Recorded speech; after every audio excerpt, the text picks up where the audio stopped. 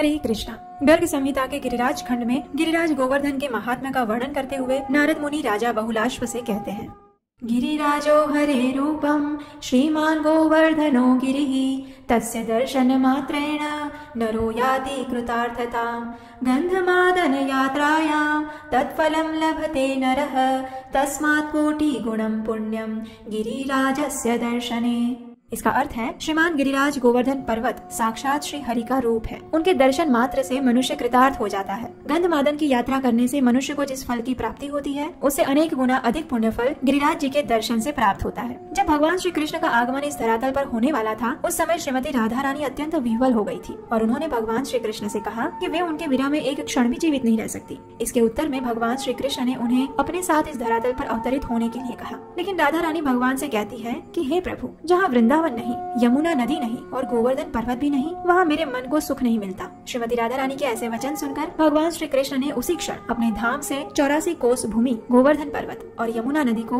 भूतल पर भेज दिया और इस प्रकार गोवर्धन पर्वत का इस धरातल पर आविर्भाव हुआ। यह उस समय की बात है जब भगवान श्री कृष्ण वृंदावन में अपने दिव्य बाल लीलाएं कर रहे थे। वो दिवाली का अगला दिन था। नंद महाराज और सभी ग्वाल पुरुष इंद्र यज्ञ की तैयारी में व्यस्त थे। उतने में 7 वर्ष के किशोर कृष्ण अपने भाई बलराम के साथ वहाँ आ पहुँचे। आकर सीधा ही उन्होंने अपने पिता नंद महाराज से पूछा, पिताजी, ये आप क्या कर रहे हैं? यदि ये कोई यज्ञ की तैयारी हो रही है तो किसके लिए हम ये यज्ञ कर रहे हैं? तो नंद महाराज ने प्रेम पूर्वक हंसते हुए अपने पुत्र को समझाया कि ये इंद्र यज्ञ की तैयारी हो रही है। देवराज इंद्र हमें वर्षा प्रदान करते हैं, इसलिए उनकी प्रसन्नता के लिए ये यज्ञ करना पड़ता है। लेकिन श्री कृष्ण ने इसका विरोध करते हुए कहा कि पिताजी, हमारा जीवन वास्तव में हमारी गायें, बैल और इस गोवर्धन पर्वत पर निर्भर करता है, न कि इंद्र की कृपा पर। इंद्र तो केवल भगवान विष्णु के आदेश का पालन कर रहे हैं, इसलिए हे पिताजी, इंद्र के लिए यज्ञ करने की कोई आवश्यकता नहीं है। वास्तव में हमें गोवर्धन की पूजा करनी चाहिए। कृष्ण के ऐसे बुद्धिमान तर्क सुनकर आखिर नंद महाराज को अपनी हार माननी पड़ी और उन्होंने सभी ग्वालों को इंद्र यज्ञ के स्थान पर गोवर्धन पूजा की तैयारी करने के लिए कहा। ये सुनकर सभी वृंदावन वासी प्रसन्न हो गए और तैयारी करने लगे गोवर्धन पूजा की। सारी सामग्री और भोग लेकर वे पहुंच गए गोवर्धन की तलहटी में। ब्राह्मणों द्वारा वैदिक मंत्रों से विशाल यज्ञ किया गया। सभी ने अत्यंत आदर पूर्वक गोवर्धन पूजा में हिस्सा लिया। गिरिराज गोवर्धन को अन्नकूट का भोग लगाया गया। उसके बाद ब्राह्मणों को भरपेट भोजन खिलाया गया। उन्हें गायें दान में दी गई और फिर सभी को विभिन्न प्रकार का स्वादिष्ट भोजन प्रसाद खिलाया गया। गायों को हरी घास दी गई। उसके बाद सभी ने नए नए वस्त्र धारण किए और अपनी गायों को आगे रखते हुए गोवर्धन पर्वत की परिक्रमा करने लगे। वे सब ढोल, नगाड़े और दुंदुभियां बजा रहे थे। बैलगाड़ी के पीछे सुंदर वस्त्रों से सजी हुई गोपियां श्री कृष्ण के गुणगान गा रही थी और ब्राह्मण मंत्रों का उच्चारण कर रहे थे। इस प्रकार परिक्रमा पूर्ण होने के बाद गोवर्धन पर्वत के रूप में श्री कृष्ण स्वयं प्रकट हुए और उन्होंने कहा,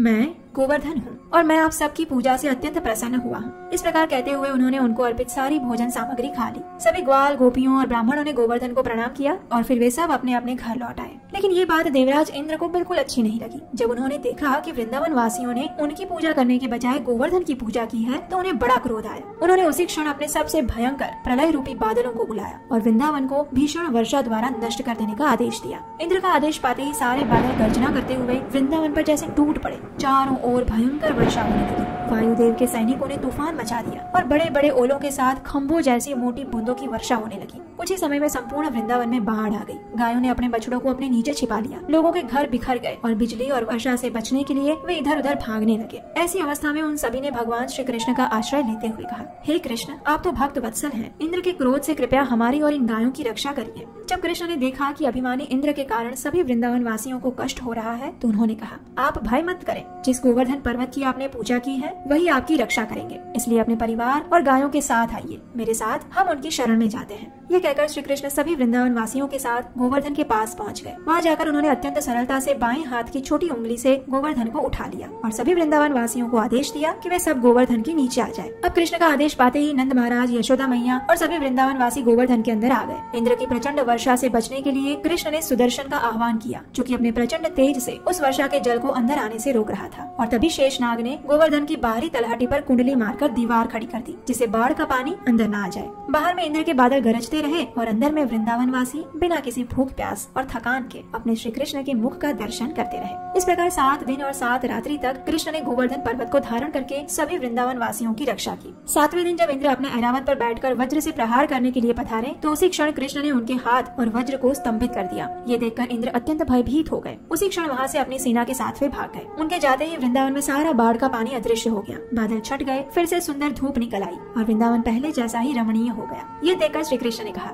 हे मेरे प्यारे वृंदावन वासियों, अब आप सब अपनी पत्नियों और परिवार सहित बाहर जा सकते हैं। वर्षा रुक चुकी है और बाढ़ का पानी उतर गया है। ये सुनकर सभी ब्रजवासी अत्यंत हर्षित हो गए और अपने अपने परिवार और गायों के साथ बाहर जाने लगे। जब कृष्ण गोवर्धन के पास एकांत में एक वृक्ष के नजदीक खड़े थे, तब अत्यंत लज्जित होते हुए इंद्रदेव उनके पास आए। उन्होंने सुरभि गाय को आगे रखा हुआ था और अपना तेजस्वी मुकुट भगवान के चरणों में रखते हुए भगवान से प्रार्थना करने लगे। उन्होंने भगवान से अपने इस अपराध के लिए क्षमा याचना मांगी और अंत में सुरभि गाय ने अपने दूध से भगवान का अभिषेक किया। उस दूध की धारा गोवर्धन पर बहने लगी और वहाँ से गोविंद कुंड का निर्माण हुआ। इंद्रदेव ने आकाश गंगा से भगवान का अभिषेक किया और ये जल जब गोवर्धन से होते हुए नीचे आया तो वह उस स्थान पर मानसी गंगा बनकर बहने लगा, जो आज भी समस्त पापों का नाश करने वाला है। वृंदावन वासियों ने गोवर्धन पर्वत की पूजा आज के ही दिन की थी। इसी प्रथा का पालन करते हुए हम प्रत्येक वर्ष कार्तिक मास के शुक्ल पक्ष की प्रतिपदा के दिन गोवर्धन पूजा का पर्व मनाते हैं। इस दिन गोवर्धन पर्वत और गायों की पूजा की जाती है। गिरिराज गोवर्धन की परिक्रमा की जाती है और भगवान को अनेक प्रकार के व्यंजनों से बना हुआ विशेष अन्नकूट का भोग लगाया जाता है। गोवर्धन परिक्रमा के विषय में गर्ग संहिता में बताया गया है कि ऋष्यमुख, स्याहीगिरी, देवगिरी पर्वत और संपूर्ण पृथ्वी की यात्रा करने पर मनुष्य जिस पुण्य फल को प्राप्त करता है, उससे कई गुना अधिक फल मनुष्य को गोवर्धन की परिक्रमा करने पर प्राप्त होता है। अतः गिरिराज के समान कोई तीर्थ ना तो पहले कभी हुआ है और ना ही भविष्य में होगा। और ये कथन गर्ग संहिता में स्वयं नारद मुनि कह रहे हैं। जो व्यक्ति गोवर्धन पूजा के दिन गिरिराज गोवर्धन की इस कथा का श्रवण भी करता है, उसके पूर्व जन्मों के समस्त पाप नष्ट हो जाते हैं और गिरिराज गोवर्धन की विशेष कृपा प्राप्त होती है। सनातन धर्म और पौराणिक मंदिरों से जुड़ी हर जानकारी के लिए सनातन टेम्पल को प्ले स्टोर या ऐप स्टोर से डाउनलोड करें।